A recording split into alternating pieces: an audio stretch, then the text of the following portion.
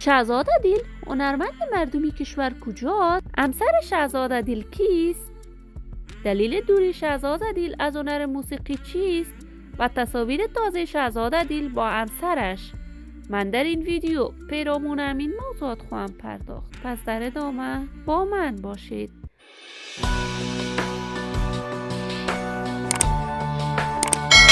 سلام، شما را خوش آمدید میگم به یکی دیگر از ویدیوهای به کانال دنیا اینفو. پس برای تماشای ویدیوهای بیشتر از کانال من علامت سابسکرایب را فشار دهید.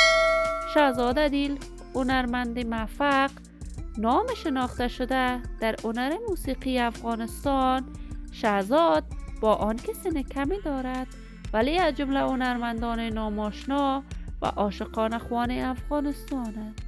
شهزاده دیل کارهای هنری خود را به طور رسمی در سال 2010 آغاز کرد و با سرودن آهنگ‌های میهنی در میان مردم افغانستان به اوج شهرت رسید.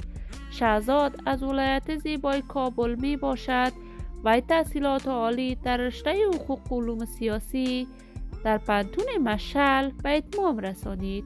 شهزاده دیل عروسی کرده است و دارای 3 دختر می باشد. شهزاده دیل مانند هزاران افغانی دیگر بعد از تغییر رژیم حاکم در افغانستان با خانواده‌اش مجبور به ترک افغانستان شده است و اکنون در کشور جرمنی زندگی می کند. شهزاده دیل بعد از آن که به کشور جرمنی رفته است دیگر آهنگ برای علاقه‌مندانش ثبت و نشر نکرده است که مورد نقد شدید طرفداران و علاقه‌مندانش قرار گرفته است. ولی در صفحات مجازی از جمله تیک تاک با خانواده‌اش ویدیوهای می سازد. 2 روز قبل شهزاده دیل تصویر خودش با همسرش را در صفحات مجازیش نشر کرده است که بازتاب خوبی داشته است. ما هم در انتظار نشر آهنگ‌های جدید شهزاده دیل هنرمند جاودان خوان کشور هستیم.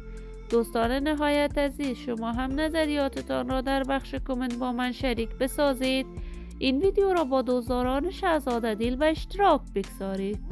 اگر تا هنوز دوست کانال من نشدید پس برای حمایت از خواهرتان علامت سابسکرایب را فشار دهید، ویدیوهای من را لایک نمایید و با دوستان خود به اشتراک بگذارید. سلامتی شما عزیزان آرزوی من است. تا درودی دیگر، بدرود.